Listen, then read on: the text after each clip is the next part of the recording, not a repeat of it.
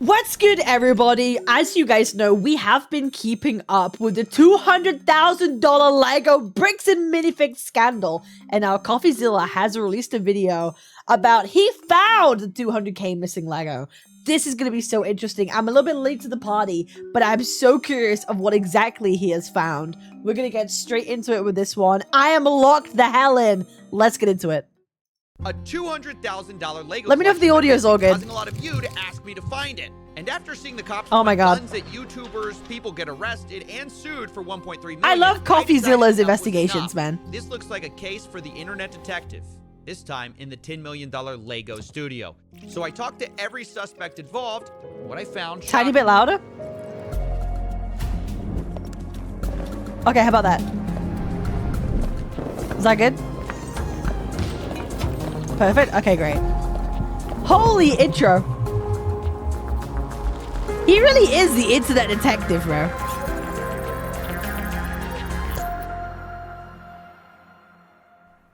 Okay, before we can find these missing Legos, let's give some background.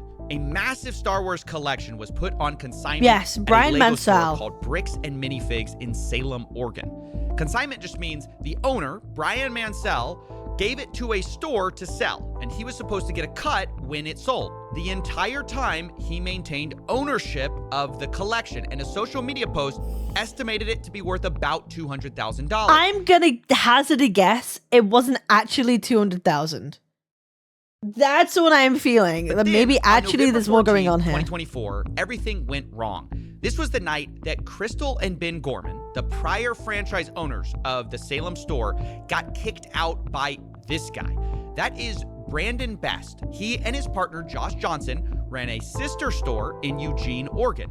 And Brandon drove up that night to kick the Gormans out. Brandon and Josh would be taking over the franchise in Salem. And this is the exact moment the Legos go missing. As that store is getting handed over, the question is Brian's collection in it? Here's what the official Bricks and Minifigs Where press is release the Legos? reads. Quote, after taking over the store, we discovered a small number of sets valued between $2,000 to $5,000 that could be possibly related to Mr. Mansell's That's nowhere near 200,000. collection. But there's Where a are the problem. Legos? There should be over 10 times that amount. Where are in the they? store, given their internal records and what we know the estimated value of this collection was. So if corporate's saying there was only $2,000 to $5,000 in the store, something happened to these Legos. But what?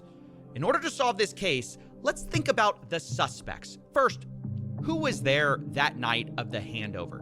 It's only 3 people. Crystal and Ben Gorman, the former franchise owners, and Brandon Best, one of the new owners. These are our 3 Holy biggest editing. suspects, but they aren't the only ones. I want to address a few other suspects Okay. at the very start here. Oh. First of all, maybe this is just all the result of, plain old thieves breaking in. What about that? Didn't the Gormans, whatever their names are, say that they had a trouble with break-ins or something? Like they were worried about that, like in the first video. That possibility. Hi, I am Chris. I was the previous franchise owner who signed the collection agreement with Brian Mansell. And I'm Benjamin Gorman. I am the silent partner who's really bad at being silent. We did have a couple of break-ins at the store. None of Brian's collections were in the police report or stolen during those. Okay, so the Gormans say emphatically it wasn't thieves, but if that's the case, what about the guy who was arrested I mentioned at the beginning? There's no shot Video, Ben stole Reckless anything. Ben. What would be the point? This is the YouTuber who started it all. With a documentary, I tracked down the But thief who stole $200,000 Josh Johnson of framed him, Lego. didn't he? That he stole Maybe the it's perfect Legos. crime. Make a video tracking yourself. Now, for our theory, it's worth noting Ben is currently facing a RICO lawsuit by Bricks and Minifigs. He was even targeted with a search warrant for stolen Legos. Bro, crazy. The owner reported overhearing conversations about possible stolen Legos. Yeah, of course they did. Yeah, the sky is green. And on top of that, Reckless Ben was even accused of stealing the Legos by the current franchise owner. I stole the Legos? What do you think of the theory that it was Reckless Ben? He stole the Legos. It's absurd. We didn't even know Reckless Ben. He had no interaction, no relation to us, no relation to the store. That doesn't hold any water. Okay, I'm gonna be honest. Apologies to the genius cops in Utah who play different. We play differently here. But I don't believe that Reckless Ben stole the Lego, mostly because he couldn't. He just wasn't there that night, and I don't even think he knew about these Legos. But who does What would Ben he report suspect on? is holding the Legos since he did this whole documentary series? The guy who runs the entire company, 𝑬𝑽𝑽𝑬𝒃, he personally came out to talk to us. So what's going on? So you guys are holding some of our Legos? No, we're not. God, I can't get over his shitty fucking facial hair, man. Oh, it makes me physically angry to look at this man's facial hair. You're not? No. Is that a lie? No. That's a lie. You did take the Legos. No. Nope. So we have our attorneys have visited, but like again. So who's Yeah, he strokes his white He's cat the when guy he goes who had into his a bunch office. He had like $200,000 worth of Legos in your guys' store. Nope. Never happened. My name is 𝑬𝑽𝑽𝑬𝒃. I am the CEO. Oh, he actually is. Oh my god, Coffee interviewed this guy? No shot, they agreed. No shot, they agreed. Oh, they probably thought that he'd be on his side. Oh my god. Bricks and Minifigs brand. So my name is Matt McNeff. I'm They got both of them. the COO of Bricks and Minifigs. The people you just saw are the Coffeezilla's my fucking goat. McNeff brothers. They agreed to speak with me to try to clear their name. I asked them, do they have the Legos? What I can tell you is that we don't have it. We've never had access to them. It seems to kind of go missing parts. I will say, I believe them when they say that them specifically don't have the Legos. I believe that. I believe corporate themselves, they don't specifically have them. The question is, who does? And where are you shifting it the blame to? Parts of it seem to go missing on November 14th. Well, and I guess no, not at all. I'm gonna say, you know, like that is not accurate at all. Because So you think that the collection was in the store at the time or elsewhere? elsewhere. When you look at Mansell's own words that he reiterated to a podcast last year, he explicitly stated to another podcaster, the sets were moved off-site for security. The collection will not be stored on site after hours for Oh. security reasons, and after Sunday, the sets will be available for purchase but stored elsewhere. Now, one thing that's been a big subject of the Bricks and Minifigs kind of story is, hey, there are these off-site locations. Can you address what that is? Is that true? So the off-site location in the letter that that corporate is referring to is the original press release that we released when we were launching the collection. In that press release, because we had previous break-ins, I specifically included the location that after this weekend, those Legos would be stored off-site to deter any future thefts. They were briefly stored off-site after that launch weekend while I bought safes for the back room, and then they were moved Oh, it back was a into bluff. Okay, so for most of the time, the sets were in the store after y'all got the safes in. Yeah. Exactly. It was a bluff. It was a bluff. Oh my god. Oh my god. Right. I'll be right back. I have to answer my door. Sorry. I'll be on sec. Fuck. A lot of the Legos weren't there that night. And then on the other hand, we just heard from Crystal and Ben Gorman explaining the off-site story, saying that later they no longer used those off-site locations. But what do we really know about the Gormans? They are the former franchise owners after all. I mean, I will say one thing. Throughout the whole Reckless Ben situation, I do think it's kind of strange why no one questioned the original owners more. Like, I do think that they should have had a bit more questioning at the beginning, because you never know when, like, people can make mistakes, right? People can make mistakes. And I was curious why it wasn't a bit more thorough at the beginning. So I wonder if that gets cleared up here. shouldn't we be suspicious of everyone? They're one of our key suspects. They were there the night we lost Brian's collection. They were the creators of the consignment deal after all. And one group in particular is pointing their finger at them very hard. It's the McNeffs, who say they were behind on payments. We started getting calls from the landlord letting us know that Crystal was behind on the lease payments at the location. We had also gotten a couple of notices from some of our vendor partners that bills had not been paid by the store, and so we felt pretty strongly that there was going to be a risk of her just, you know, like attempting to file bankruptcy, doing some of these other types of things which we've had franchisees do in the past, and that's problematic. So that's why we sent him up there to take some video footage. So we needed to just be prepared if we needed to do a hostile takeover, which, you know, like can happen in franchising, where a franchise owner just, you know, kind of tries to steal inventory and do some different things that way. Okay, so Bricks and Minifig's story is that they were worried about the Gormans skipping town, so they sent Brandon Best as a secret shopper on October 24th, 2024. This is weeks before the takeover. Oh, Brandon I takes didn't know a this. video of the store condition in preparation for this handover, but at this point, Brandon does not announce himself to Crystal Gorman. Later, though, on November 14th, once again, the same concern about the Gormans stealing or theft was expressed by the McNeffs. Brandon was trying to make sure that they weren't taking things from the store, and so he was kind of trying to make sure that he wasn't putting things, you know, like hiding things in the back, and that he, like, and while he was watching that, trying to make sure Ben wasn't grabbing stuff from the store. She just yoinks. Like, how much Lego could you reasonably steal in that time? Right? Wait, did he think they were gonna load up, like, their cars or vans and stuff full of fucking Lego?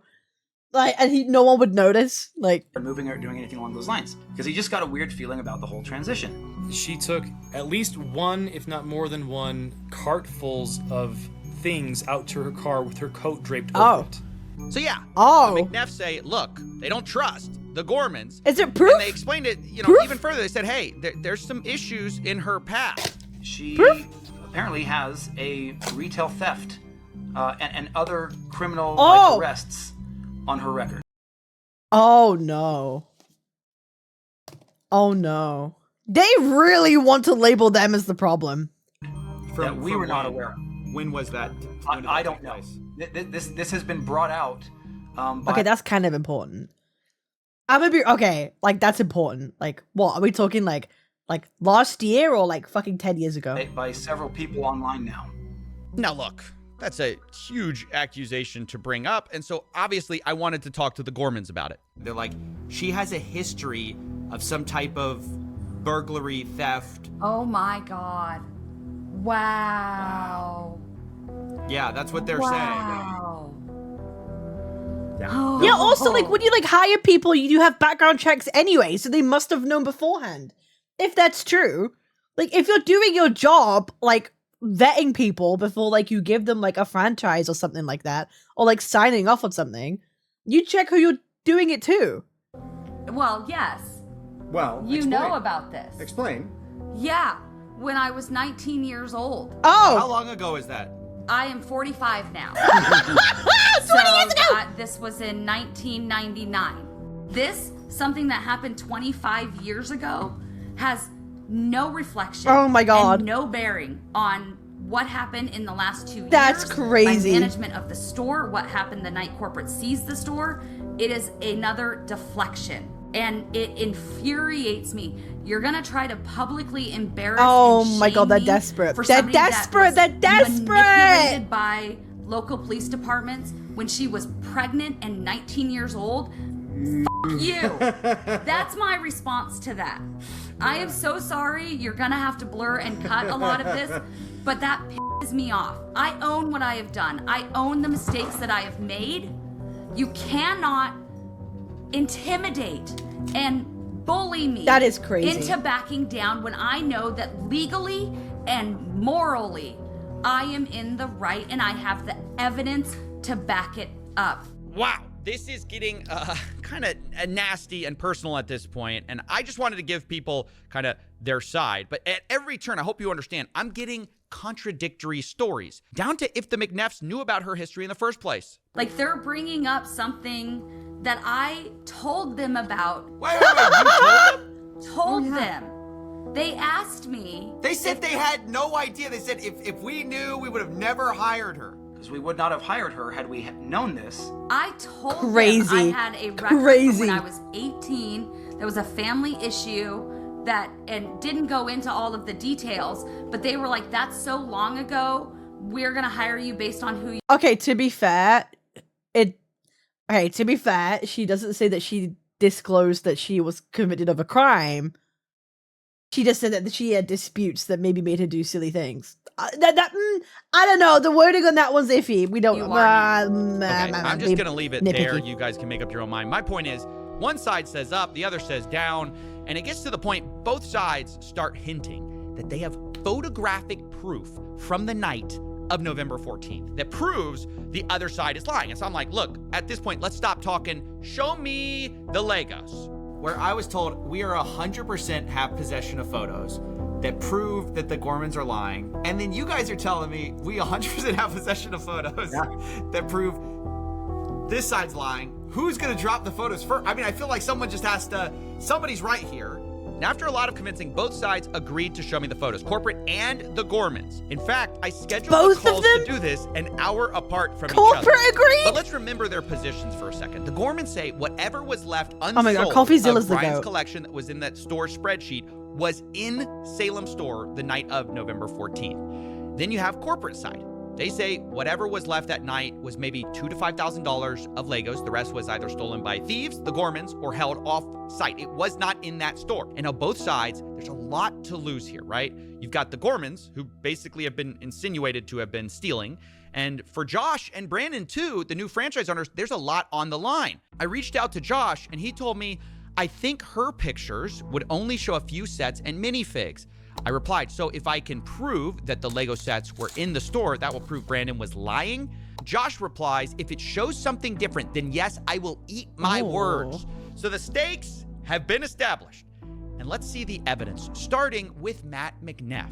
First, he showed me the video, October 24, 2024, for a baseline of how the store looked. So this is the Salem Kaiser location, is that correct? So this is before the takeover. So is it fair to say I'm seeing quite a few Legos here? I mean, I'm seeing a store of Legos. You'd agree? There's a good amount of Lego on hand. This isn't what I would say is a well-stocked bricks and minifigs, but it's not terrible. It's I would say a little below average as far as overall stock. So now let's go to November 14th. Can you still see my screen? Yes, sir. Okay. So November 14th.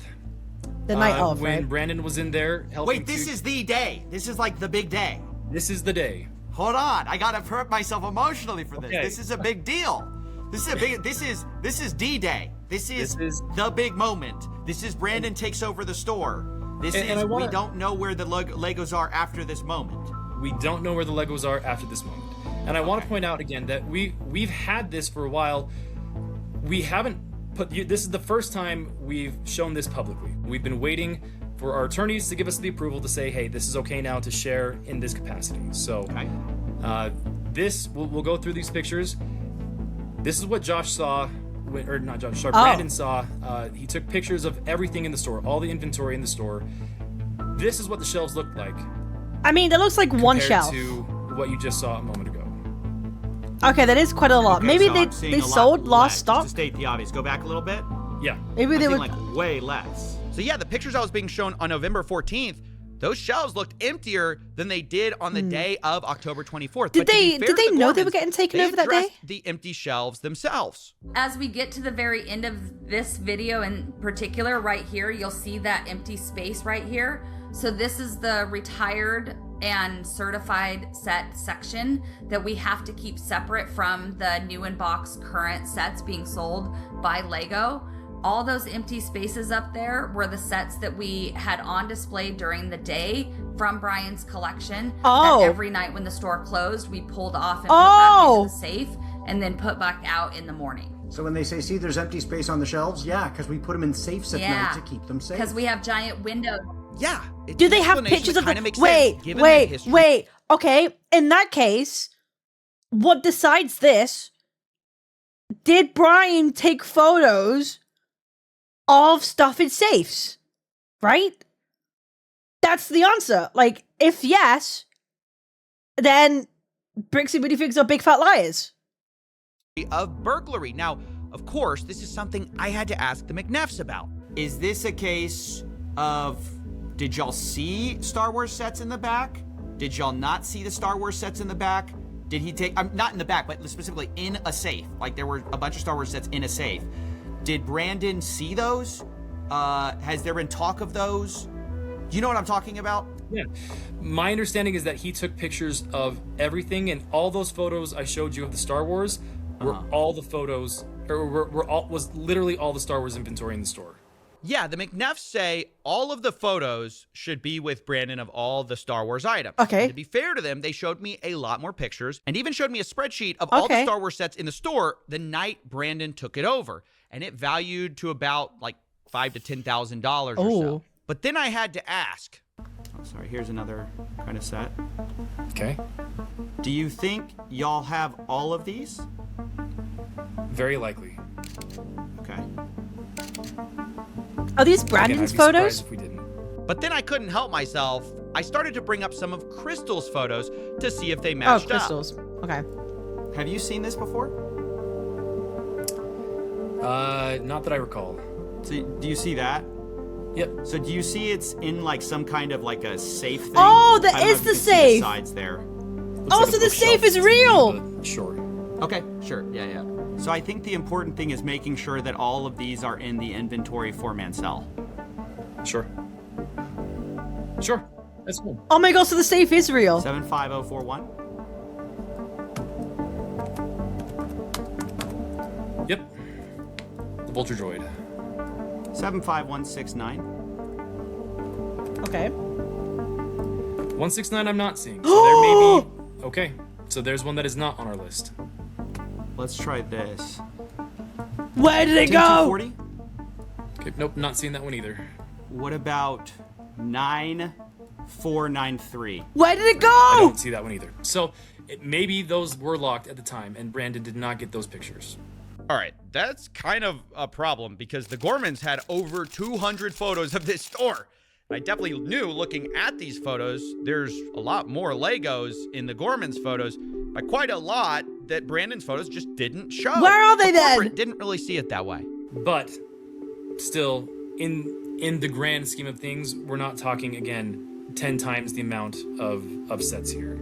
I don't know. I haven't shown all the photos yet. I don't know exactly how much. If there's a calculable figure that we can look at and say, great, this is what was there, I promise you it's not $100,000 worth of Lego. And so where's the rest of it? You got me. I don't know. Maybe I'm a little too in my head about this U-Haul story. You don't think it could have been U-Haul story? Some U-Haul thing? There's no way. Oh, yeah. Have we talked about the U-Haul yet? We gotta talk about the U-Haul for a second. This is another one of those things that was like really disputed between the two parties. Was this U-Haul that supposedly was driven up to the store the night of the takeover. So when Brandon came to the store that night, he was driving a U-Haul truck. Now, in typical fashion, this was immediately disputed. Brandon showed up to the Salem store in a rental car. When he came to get the keys from Crystal, he was there in a rental car, not in a U-Haul. It wasn't until after he told me he was taking the keys and locking me out that I really kind of paid attention to the fact that he had a large, not the small, the large U-Haul truck.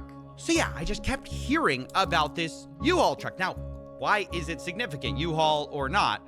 Well, one, a U-Haul truck can fit a lot of Legos. Oh, it's a but the big CCTV? reason it matters Oh, to me please tell me was that's because I was actually CCTV. called by an ex-employee of the Bricks and Minifigs store in Eugene, Oregon. Remember, that's the one that Brandon and Josh owned. And he told me something very interesting. I'm a former employee, started in Okay, 2020, maybe unreliable info. and I was working under the old manager Brian, and we sold the store to Brandon Best and Josh. What store was this? Bricks and Minifigs where? Okay, now what did you see that made you want to talk to me? I saw Reckless Ben's YouTube video about the Salem store closing down because when I was talking to my co-workers about the situation about Salem, and when we were told through other employees that it was just a bad area to work in. I'm the cooler guys. If you will, is what was going around. But after seeing the video of Reckless Ben, he exposed them, and it makes a lot more sense with what we dealt with Brandon and Josh. Like, oh, Crystal stole Lego sets and bolted out of the country. That's what they were saying? They were already pinning the blame minute one? So they knew about these sets and they were already pinning the blame minute fucking one. Holy shit. That's like intent right there. Am I crazy? That's intent. Best told us when he was jumping up all the Lego sets to us that night. And used, like, it was a bunch of used Lego sets. That's that were like saran wrap. They had Star Wars CD. Oh! Just a lot of stuff. It was like in a medium-sized U-Haul truck. Oh my god! Wait, they brought a U-Haul truck. Yeah, from Salem. Even he thinks it's Eugene. Okay, there's no way you have the woman, I forgot her name, said there was a U-Haul, and this guy out of nowhere also said that he saw a U-Haul. That's two corroborating pieces of information. They had a bunch of Star Wars sets on it? Yeah, Star Wars sets, like everything. A bunch of used stuff too. Wait, when and was this when they took over the store from Crystal? I believe so, yes. Yes, because he said that Crystal stole Legos and left the country. While he has a U-Haul of Legos? Yeah. Interesting. Weird. And he's like, that's we're crazy. Just gonna hold on to this stuff until corporate tells us where we have to distribute it. And we're like, oh, well, it'd make more sense if we could take it because we're kind of struggling with, you know, the product to put on the shelves. Oh my gosh. We really got to find out. Was there a U-Haul that night or not? Because everybody's disagreeing about it. Eugene Oregon guy said, oh yeah, a U-Haul showed up with Star Wars sets in it. Brandon was talking about the Salem store. You've got Matt McNeff saying there was no U-Haul there. It was a rental car. You've got Crystal saying, yeah, I thought it was really weird. There was a U-Haul truck there. So I told the McNeffs, you know, I really got to find out what the truth is here. If you know anything about it, let me know, because that's just something I heard. I do, and it has nothing to do with the Salem store. Well, at least not the Salem store in the way that it is there. Brandon showed up to the Salem store in a rental car. When he came to get the keys from Crystal, he was there in a rental car, not in a U-Haul. So when there was the handoff, there wasn't a U-Haul; it was a rental car. Correct. He was there in a rental car. Got it. Yeah. Okay. And I think any of the, like, if you were to look at the footage, the ring cameras, all that stuff, you won't see a U-Haul sitting anywhere in the... Please! I'm gonna laugh! Dude, I'm gonna laugh so much if he pulls up. So, this U-Haul that was outside the building... Bro, please. Oh my god. Make my day. Make my day, please. Look, I just gotta find the evidence. Please, make my day. These photos I have, right? I realize I have a parking lot photo. I check it. No U-Haul, just a red truck out there. I check another photo where you could see the window, but the problem is it's night outside, so you can't see. And so I'm looking at everything I can, and there's just nothing, you know? I have this alternate angle, I'm looking at that. Wait a minute. Fucking U-Haul truck! No shot! The lying bastards! Oh my god, bald-faced fuck ass lie! Computer enhanced! No shot, please tell me he showed them in their face. Please tell me he- oh my god, Coffeezilla, you're my fucking goat. Oh my god, there's no way! Lying fucking bastard. Holy cinema. Zoom in on that photo. Oh my god, Bring cinema! up the brightness of this photo a little bit, and... oh my god. My gosh. There's a U-Haul in the parking lot. Oh my god, I'm gonna come. Outside of the store the I'm night actually gonna come. of November 14th, 2024. This is something that Matt said he had seen footage of, and it couldn't be true. And again, I believe I have seen footage from that night that shows clearly out into the parking lot, and there's no U-Haul. After seeing this, I said, I really have to make a call. And that's when the story changed. So last night, I talked with Matt McNeff. I brought up this question of the U-Haul. He told me emphatically there was no U-Haul. Y'all came to me this morning. You said, hey, we looked into it. There actually was a U-Haul there that night. Can you clear up what that's about? So there's actually two different things. Bro, he's a stutterer, bro. Quick, Grok, change my story for me, Grok. Lawyers, please, change my story for me. That are going on here, just to help you understand. And I don't know if you want this particularly not on the record, but we do know of a disgruntled former employee that worked at another location that back on the 24th of October, there was a U-Haul that went to a storage unit in Salem for another previous that's like franchisee, 2 weeks or a week for a later, different 10 days situation later. that we had just gone through some things, and he had a previously, like, hey, I have some inventory that I didn't That's turn over not that I the was same supposed date. to. It's at this storage location. You guys can come pick it up.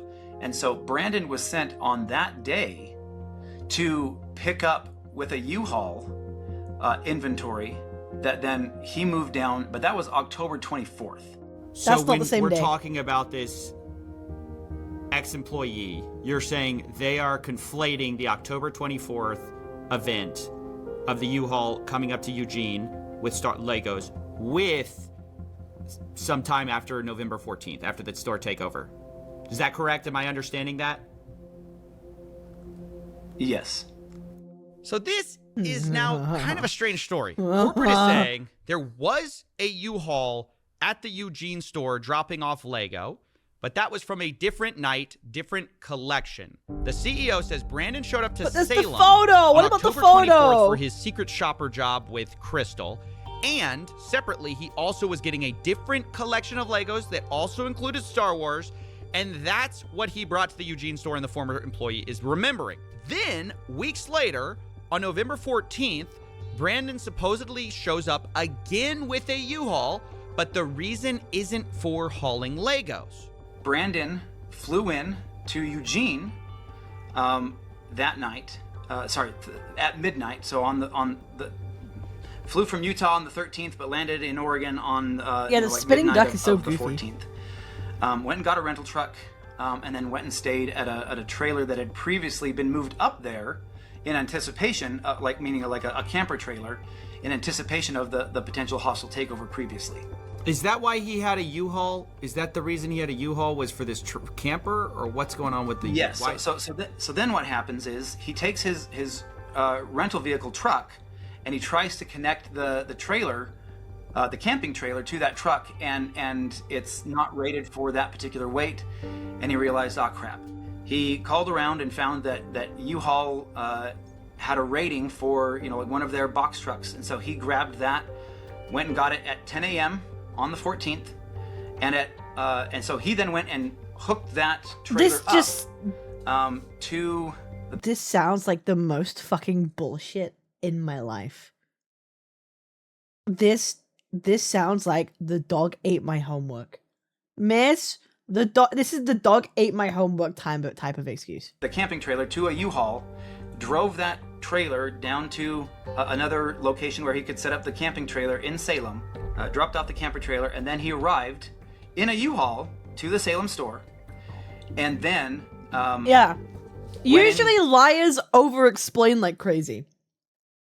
Liars over-explain in order to try and convince you of their lie, right? Every single time. That's how this feels. Said hi to Crystal, and then as she was leaving, the door shuts. And yeah, the reason why there was the U-Haul is because the thing that I had was not rated for the trailer, so I had to get a bigger. Fuck off, man.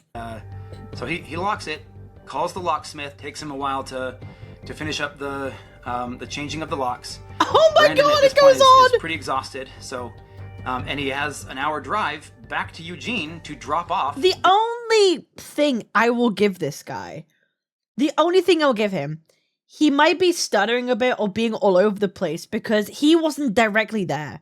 He's having to recount someone else's story. So it might not be as straightforward because he's only going off information of what he's been told, right? That's the only out I'll give him. He's not telling his story. He's telling the story of Brandon Best. So I get it. The rental truck.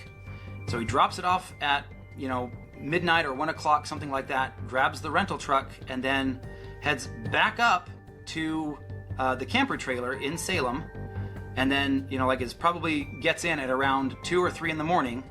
Spends a couple of that's a little bit of sleep before he has to head back to the store at 9 a.m. before the other employees get there. The timeline that is trying to be portrayed just makes absolutely zero sense. Okay, so I asked, obviously, for documentation of all of this from Brandon, and here's what I got. First, the U-Haul contract on November 14th. This checks out what we already know. Then I got sent a photo, the last one Brandon took in the Salem store, dated 9:44 p.m., where you can see what looks like the inside of a bird cage that the Gormans had. And lastly, I was sent a photo Brandon took of the mileage in the U-Haul as he dropped it back off at the rental place on November 15th, 12:41 a.m. Oh, that's like 4 now, the time hours? gap there is about 3 hours between the last photo in Salem to dropping the U-Haul off, which is a bit of a problem for our timeline.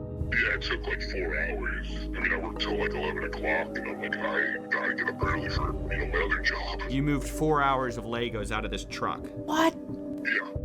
All right, so as weird as this U-Haul thing is, the timeline just doesn't fit, to be honest. If it took 4 hours to unload, you can't also drive to another city, load and unload and drop off the U-Haul in that time. But still, even if this is true, it's pretty weird, and it's one of the most bizarre stories I've ever heard, to have a U-Haul It's so long-winded. back. One of the times you're picking up Legos, the other time you're not, you're taking a camper.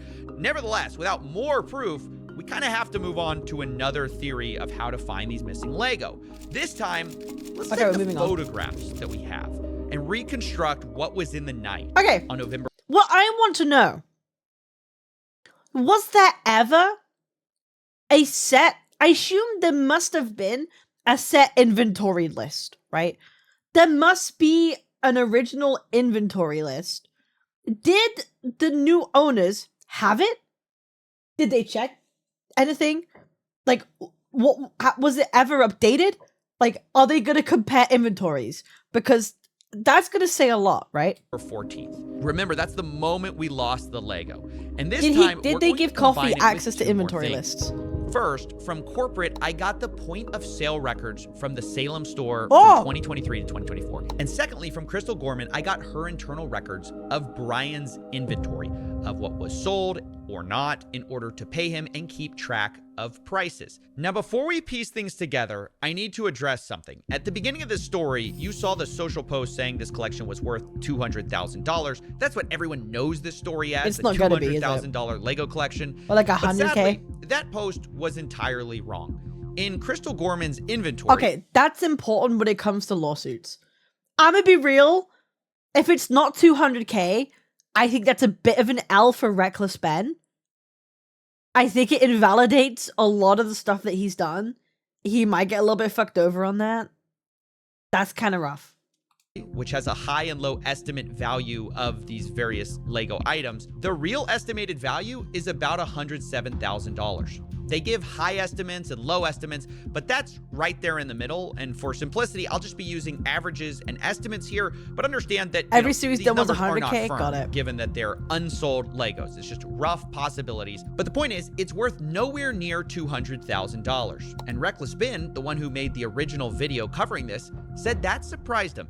Yeah, I thought, I mean, this entire time, literally every single person's been telling me there were $200,000. Like, that's how much, like, you could sell all these sets for. My original assessment of about $200,000 was going up to his father's house and looking in 3 different rooms with all the sets. It was before I'd actually gone through and had set numbers and done an actual like evaluation. I looked at it and went based on as things progressed and as I started to delve more into the actual inventory and evaluating it, that number changed. But we put out the press release well in advance of the event itself, so that press release went out before I had those full numbers.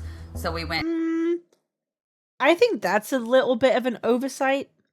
I was gonna say L. It's not really an L. It's a bit of an oversight. I think maybe rounding things slightly is one thing, but I feel like you should kind of know if you're putting out a press release. But I guess bigger number sounds better, right? But okay. This is a nice, even number that will grab attention and bring people into the store. So we went with that. And still, I mean, to believe that is accurate at the high end. Like, it was one of those things where when she was looking through and going, well, it says this and it says this, like, you don't think even at the high end? You haven't actually seen the spreadsheet. No. Oh, this guy has to shut the fuck up.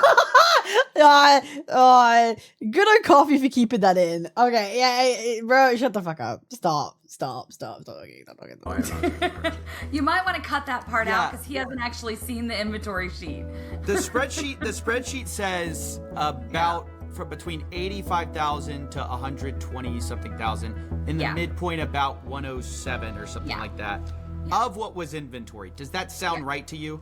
Yeah. Yeah, so this has been a really big point of misinformation to clear up, because if we're ever going to find the missing Lego, we need to start with the right number, the right value. It's about $107,000. Now, between 2023 and 2024, the Gormans record sales of about $24,000 of Brian's collection in their inventory tracking list. So like 80K and of those sales, is missing. Brian was entitled to about 65 to 70% of it. He was paid $17,000, which roughly tracks with that. Which means on November 14th, the big night, the remaining amount of Brian's collection that should have been in there is about $82,000. Now, it doesn't take a genius to realize this is a very different number than corporate provided, who found only $2,000 to $5,000 of it linked That's to a Brian. huge discrepancy. And later they said they only found $13,000 to $15,000 in total Lego Star Wars. So you're talking maybe $11,000 to $15,000 total Star Wars, and that's all Star Wars inventory in the whole store. So that's corporate side of the story, but I didn't want to take their word for it. So I went through Crystal's photos myself, which she shared with me, and hired people to go through and hand tag the Star Wars Legos that were in these photos. We looked through over 200 plus photos, multiple videos, and matched what we saw with Brian's collection. In the end, I ended up with about $21,000 of Legos matching Brian's collection that can be proven to be in the store on the night of November 14th. Now, to state the obvious, that's quite a lot. 3 to 5 times what corporate estimated, at least on their so that, press release. Regardless, corporate's already wrong. It's only 20K, but it's still like 4 times much that corporate said that was there. And that's just provable. Just straight up with photos. Okay, interesting. Then where did a lot of that 20K go? Now, yes, there are inherent errors in these estimates. Maybe we picked up some Lego that matched Brian's collection, but wasn't Brian's. But even though this is a bigger number than corporate said, I have to admit, even with pretty generous assumptions being made, there's still a huge gap of about $61,000 here that I just couldn't find. But then I learned Brian had made a special side deal with M&R Productions. What? Who had recently purchased some Legos from him. And this is where it starts to get Stop. messy. So these are the pictures that M&R Productions sent me, looking at the Lego that Brian sold him. This was stuff reportedly in storage, and it's interesting because of an early inventory list, which had a column called Location that Crystal used. And it listed a lot of the Star Wars items as being located in what they called storage. Now, previously, I was told that all of the stuff in storage was put back in the store, but there's a bunch that's on this list that I can't find in the store that seem to appear in these pictures. Now, I've been assured, by the way, that most of these Legos were not part of the inventory spreadsheet. They were never given to Bricks and Minifigs. This is a separate part of the collection, but I did a check, and 100% of the items that match the Brian collection inventory just so happened to be listed with a location of storage. So they gave some of the Legos to this fuck? No shot.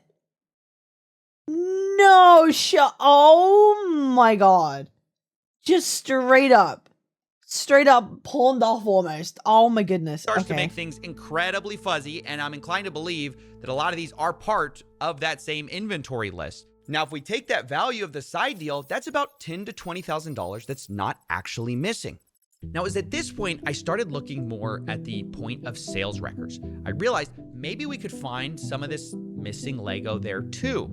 So this is from the Salem internal store records. Like, I guess this is what is entered when someone does a sale, and it's everything from September 2023 to November 2024 of Star Wars anything. And by the way, before we continue, yes, this was all a lot of work. If you want to, please support us on Patreon. That's how this show gets made. But anyways, according to those records, about $51,000 in sales went through during this time period in a way that matched Brian Mansell's collection. Oh, what? Now, that really worried me because Crystal's inventory list showed only $24,000 in sales. So there's half that wasn't recorded? Brian was only paid for that amount. But suddenly, I remembered back to a time when I spoke to Crystal, and I asked how much was sold prior to the takeover. Which is something similar from what you told me, Crystal. Yeah. You told me, hey, it was about 50-something thousand. Yeah. So either I'm pre-guessing here. Either she didn't record it, or it wasn't marked as sold. It would have been something else. But Brian was only paid $17,000. Okay. Like incomplete sales or something like that. Should have been about double that, and I'm just trying to make sense of that, given that. But that's a lot. That would have been a lot. That's like what? There's no way that there'd been 25K worth, bro. I don't know. Holy shit. Accusing each other of theft right now. You understand? Okay, I'm kind of sus of her now. Again, without seeing any of those records, without seeing I'm a little bit sus of those her individual competence. tickets, I can't answer that any better. Okay, this is kind of a problem. The math ain't math in here. 65 to 70% of 50,000 is almost double what we believe Brian was paid. And digging into the details, it turns out a lot of these sales come from what Crystal's spreadsheet actually categorizes as layaways, meaning they were marked as having been sold. What the fuck is layaway? But layaways are when someone puts a down payment on an item and later pays it off. Oh.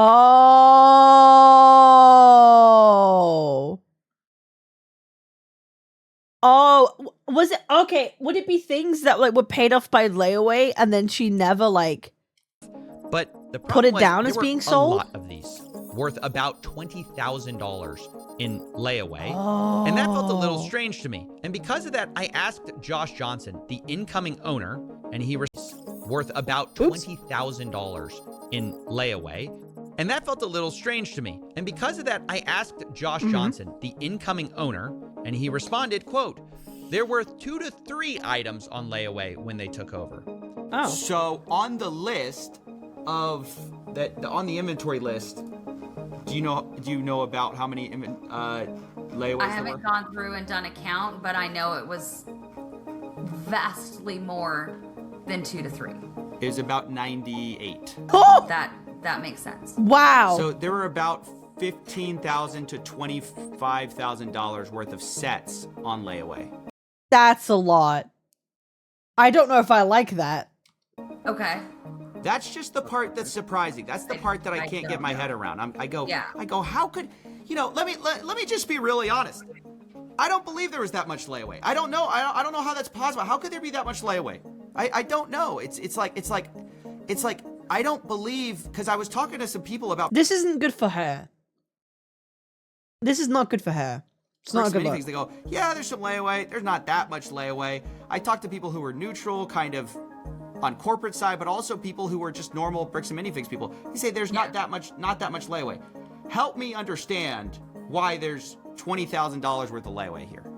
Oh yeah, that's absolutely, if you talk to other bricks and minifigs locations, layaway is extremely rare. I think outside of the Brian's collection, Okay, good. I'm not crazy here. So then why was there so much layaway there? No, absolutely not. Outside of Brian's collection, I think at the time we maybe had 2 used sets on layaway outside. The thing that's getting me is that why didn't she disclose all of this earlier? Why wasn't this mentioned to Reckless Ben earlier? Like the amount of layaways, the amount of stuff where like why wasn't this mentioned earlier? Makes me a little bit sus. Makes me not so confident in her numbers and bookkeeping. Kind of not a great look, but of his collection. Okay. It was not a common thing traditionally. I don't know that we'd ever done layaway before the collection came in. With Brian's collection, it was a little bit different because so much of this collection were new in box, all in one place, reasonably priced, and a lot of the harder to find items. And so customers would come in and put, I'm gonna guess probably half of those layaway items were not gonna be sold to the person who took them on layaway. Because we had several that would put them on layaway and then change their mind. So this was something like, somebody would come in and want 10 different sets, but only be able to buy 1. Can I put the rest of those on layaway so you don't sell them? I'll pay $10 to put these sets on layaway. Traditionally with layaway, we would ask for 10% down. They'd have 30 days to make their next payment, or we'd refund the layaway amount and then put it back on the shelf. Because this collection was the collection it was, and I'm gonna be real, I wouldn't give people the down back if they refused. Like a down payment, like I'm gonna be like, otherwise you're just encouraging people to do like layaways with no consequence. Right? Like imagine, oh, I could just put like a down percent of 10%. I change my mind later, I still get a full refund. You've kind of just wasted time. I feel like that's just not good. Like a down payment or a deposit is a deposit for a reason. Right? Like it should be like, hey, you're interested in doing this. This is your commitment to going through with it. You don't get that back if you don't go through with it. Yeah, they kept it away from a possible sale. It's like, yeah, and them being marked as like sold when they're on layaway. Like, did they mark layaways as sold? Because that's going to be interesting. There should be a distinction. But yeah, no, I don't like this practice that she's talking about. I'm gonna be real. My opinion right now, there seems to be a little bit of like confusion, or maybe dare I say negligence, or like, not negligence, incompetence? I don't know. I'm not a store business owner. Right? I've had my own business before, but like, refunding layaway doesn't seem like a great practice. trying to give these people the opportunity to. That's what I'm saying. Yeah, I don't think it's malicious. I don't think it's like maliciously done. It's probably not best practice. Sorry, dogs. To get these. I don't think either of these two were malicious in any way. We were a lot more generous with how long and the amount of payments that people could make towards the layaway. So a lot of these, we had several of them. I think one of the Ewok villages, we put on layaway 4 different times, and then it came off of layaway and back on layaway and then off and then sold. So a lot of these would have gone on and off of layaway and then back out on the shelf, just depending on the person who was putting it on layaway. That was completely unique to this collection. So look, I'll be honest, I don't trust Josh Johnson, but something is weird here. So a lot of these are, see, like look at this, like so like it says POS final sale price, but it's listed as a layaway, but it's sold for $5.99. Yeah. Because it matches. Then why isn't it labeled as sold? It matches with the store sale price. Okay. So were they on layaway? Were they accidentally marked layaway on the spreadsheet? What's going on there? I mean, without seeing the actual sales ticket and seeing what else, like what items were sold together, what else was sold with it, I can't actually see the sales ticket. I guess because it could be like she said, there were multiple items on layaway that a person was getting together, and maybe she would only mark them as sold when all of them like grouped were sold or something. Yeah, this is kind of doesn't seem like a great idea. Several layaway items in which customers were putting multiple things on layaway, paying for most of one item. Literally out my mouth. Like this just if one sold, mark it as sold. Like don't wait until the whole like batch is sold. I don't know. Or bookkeeping's like the most important thing you have to do. Inventory and bookkeeping, like you have to be on top of it. Like it's like, and then or they were buying 8 different things together and then putting all of them on layaway and making payments on multiple items at the same time. Our Ewok village was one of those cases. At some point he had I think like 8 or 9 different items on layaway. So they'd come in and make a payment for a bulk payment. I've got 800 things on layaway. I'm gonna make $100 on my payment. One customer in particular. But then how does that work if you decide not to go through with your next layaway payment? How do you decide what you're refunding? Or what if you decide a certain item you don't want on layaway anymore? Like, how do you refund that portion of it back if you're talking about the whole thing as a group? This would get complicated really quickly. Would do that, and then when he'd gotten up high enough to pay for one set, we'd pull that set out, mark it as sold. That seems like a terrible idea.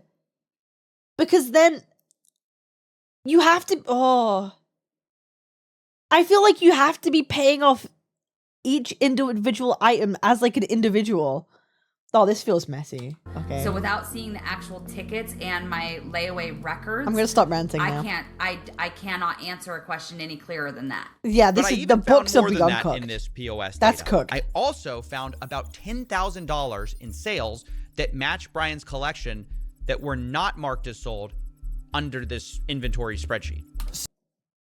Oh no. Oh no. Oh, okay. I no longer trust their numbers. I know. Oh Some no. of our things that were not found. Okay. Were explained by the POS system because they were found in the POS system as being sold. That means there's a portion of money that Brian never got paid by them too, by the way. So like they weren't marked on the spreadsheet, but they were marked as sold via the POS system. And this is about $10,000 worth of Lego that basically were matched. Huh. See, and I don't know. Take anything happening from, let's see, from... What's up, stuff? Sorry, I'm trying to do math here. I don't know without being able to see all of the records. There is a possibility that the consignments were ended when I wasn't at work and I just didn't go through and pull them up. They didn't get put in the consignment ticket. I hadn't gone through those consignments in a couple of months. I hadn't gone through the inventory in the back room in a couple of months. This is why it's so important to keep on top of stock and inventory. You do things as soon as you can. You don't get lazy with it. It's important, especially when you're dealing with other people's money. Because at the end of the day, it's on consignment. It's other people's money. I don't think you should fuck around with other people's money, right? Especially now, it means that there are things that are sold that he never got paid for that was by her. That's not good. Again, I don't think malicious. I don't think she's malicious at all. Incompetent. Lazy. Probably. Not good. So it is entirely possible there were sales that were finished that I never clocked as being finished. I don't know that without going through and actually seeing it. But you're saying it's possible stuff was sold, not updated on this inventory list. It's entirely possible that stuff did not get updated on my spreadsheet. I'm not going to sit here and claim it's not possible. It's possible I missed things. So where does this leave us? I know some people are jumping to conclusions here, but I must remind you that on the night of November 14th, 2024, Crystal Gorman was concerned about Brian getting paid or not getting paid. Yeah, this is what I mean. I don't think she's malicious at all. I don't think she intentionally didn't give money. I don't think she intentionally didn't mark things off. I don't believe that at all. Intent's very different. I do believe, however, Brandon Best and the rest of them do have intent to flog these fucking sets. Paid his percentage yet, and if I don't have the tickets, I won't know how much I need to pay him. Okay. So Crystal, ultimately, that's a business thing and not necessarily yours. Brandon will take, if taking on the business, he takes on all that consignment. So obviously, one could see that and say she was intending to reconcile with Brian. Maybe she hadn't gotten around to it. And of course, corporate will probably take a more cynical view of what she's doing by printing these receipts. But the point is, regardless of whose side you're on, I think we can all agree there's a lot of weird stuff here on all sides. Abnormal stuff. Sure, maybe you can chalk some of this up to bad record keeping between the U-Haul, the layaways, the $20,000 in Lego sets that corporate called $2,000 to $5,000 that was there that night, the off-book deals. But even if... Yeah, the off-book deal, that's malicious. That's fucking malicious. I mean, you took no effort to check the sets that you were flogging, anything like that. That's malicious. We can't, like, fully know 100%, what these weird things were about. I think they tell a story of what actually happened to Brian's collection. In a way, multiple people, I think, are kind of right, kind of wrong. The Gormans were correct that more of that collection was there that night of the takeover than previously thought. But corporate also alleged that some of it was offsite, and that appears to be partly true, although some of that is disputed, and it looks like, way more of the collection was sold and layawayed than Brian was paid for. But all in all, there's a lot less missing than many people think, especially if your starting number is $200,000. I estimated, and I must emphasize, estimated with bad records, that there's only about $10,000 to $20,000 in Lego that isn't explained by one of them. Holy shit. Oh. Well, that's like, yeah, truly missing that no one knows where the fuck it is. These sources. And that could, like, considering Brian's side deal was like 15,000, that could have been another side deal that's just not disclosed or is somewhere else. That could very easily have been the equivalent of another side deal. Isn't to say Brian's been fully compensated. Much of this Brian wasn't paid for that I know of. So I estimate he's still out about $50,000 to that's still a lot of money for Lego he wasn't Give compensated the man his for. money. And I think honestly that's something that Bricks and Minifigs obviously should handle and make right. Regardless of what a franchisee does, the new one, the old one, the company behind it must stand behind their product, their service, and I can't imagine a better example of a company doing the opposite. Unfortunately, Bricks and Minifigs have done everything possible to make themselves look like the enemy. Minifigs has chosen to deflect and dodge responsibility at most opportunities and created a really awful customer experience that has snowballed into this crazy series of events. But instead of taking accountability for that, they've taken an aggressive legal strategy, which I told them personally was a horrible idea. As of writing this, Brian Mansell is being sued for $1.3 million as part of a legal campaign against him and Reckless Ben and any of the associates.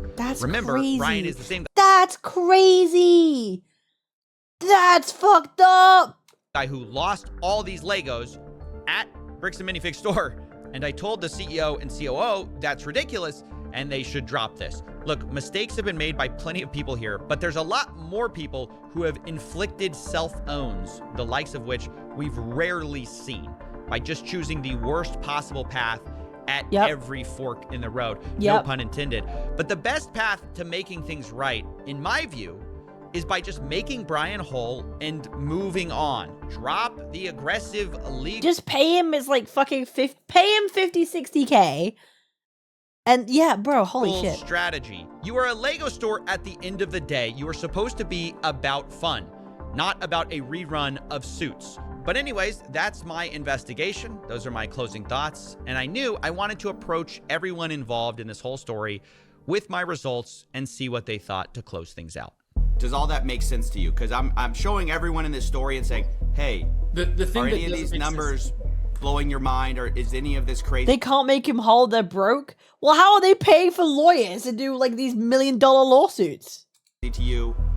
No, it's not crazy. But what's crazy, again, like all the photo evidence that both sides have points to there being, sure, $20,000 worth of Lego in this of Star Wars Lego in the store that night, right? I don't know, man. I'm just like, can people understand maybe why there was some confusion and why there was some hesitation when somebody comes in and says, hey, you owe me $60,000 worth of product in Lego, and we go, we don't even know who you are. That's fair, I get that. But then why did you handle this in the worst possible fucking way? Right? Like, I get it, sure. Then be more approachable, be more agreeable, be a bit more understanding. At least try. At least fucking try. That never happened. Like, yeah, Crystal mentioned something about consignment on her way out the door. And we go, sure, we'll get that figured out. But then the guy just walks in and demands $60,000 worth of Lego. Like, what am I supposed to do other than say, cool, show me, can you show me the proof? The problem is there's so much of a dispute on the timeline, and this is what's going to make this story so hard to tell, is like, they say, you guys are unreasonable. They tried, and eventually they gave up. But they say they tried it. They were basically met with, like, unreasonable requests, things like that. So verification, documentation, is that unreasonable, do you think? Well, I think they would say they provided the documentation, and you guys say you need more documentation. So I mean, that's kind of proof. Okay, well, proof of the proof. give me the POS systems. Oh, can you prove to me that that's actually the systems of the POS? Oh, can you actually prove to me that's the legitimate inventory? Okay. Right. A spread, like, I understand a spreadsheet and a contract are a good start. Yeah, they showed them the contract. Okay, but proof that's a real contract, because we don't do consignment. Now, today. Back then, maybe. Yeah.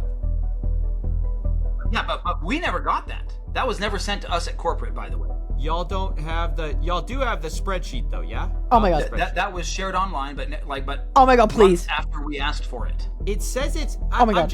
I'm so confused. It says I'm on the file right now. It says storage used, owned by BAM Franchising Inc. Owner Salem.or bricksandminifigs.com.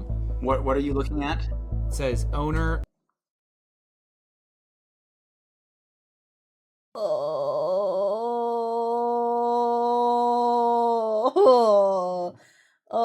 That would have been a file that they could have been given. That's a file they could have been given. Oh, yikes. I get that that's the owner of the Salem store specifically, but I'm assuming Bricks and Minifigs would somehow have access to, like, all of these. Salem.or at bricksandminifigs.com. That's you guys. It says owned by BAM Franchising Inc. It says created. Yeah, if it's in a storage drive owned by them, they would have been able to pick this up if they wanted to. September 6th, 2024. And when I look at it, this is the Mansell list, I believe. Oh, embarrassing. So this would have been created under, like, so we have the But y'all definitely have this. Y'all have access to this. Well, I had no idea. Like, so if this is the first that anybody has shown me that a spreadsheet was created using, like, Bricks and Minifigs Salem, like, and all of this stuff was archived. This is the first I've seen that this spreadsheet was created by Crystal, and we don't know how accurate it is, how up to date it was. Proof? But give me more proof! Oh my fucking god! Girl! Oh, his proof! Okay, but how do we know that the proof is proof? Yeah, you say this is proof, but how do we know that this proof is actual proof? Can you prove me of the proof? Oh my fucking god! Because we don't know a lot of those types of things, and understand, I appreciate you sharing this with us because we had no idea. Again, you don't know what you don't know, and you can't, like, we don't know everything. We don't go, like, looking in every nook and cranny everywhere, like, we just don't know some of those things. So if that's there, we can now have our team go look for that. When it comes, you should have known that before. Right down to it, they're going to have to make a judgment call and say who's telling the truth. The people who were taking all the pictures and say Brazil starting. All right, I'm done soon, Cass. The night of, but we're being honest consistently, and the people who are saying there was $5,000 there.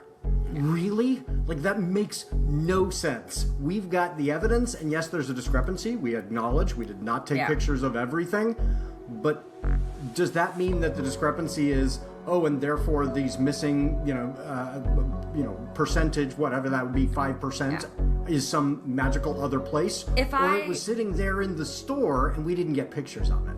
If I messed up, explanation. If I messed up on my record keeping, I will take accountability for that. Mm-hmm. It's possible. If my staff didn't draw attention that consignments had left out, so I'd move them to the thing.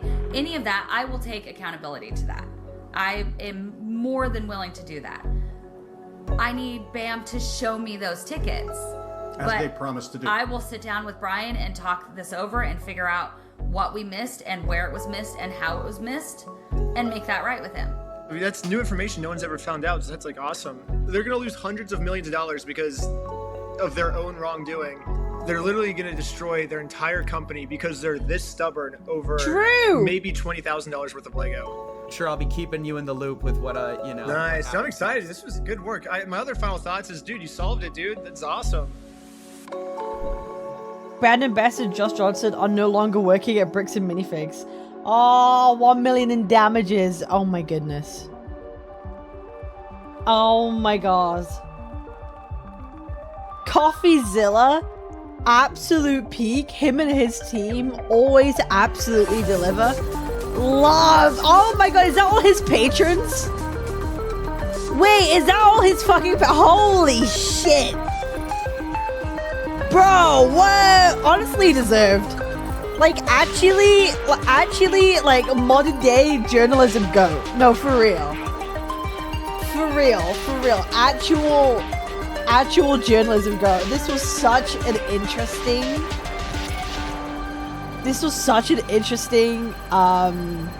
like, time. I think what it showed us, there's a lot more that we don't know.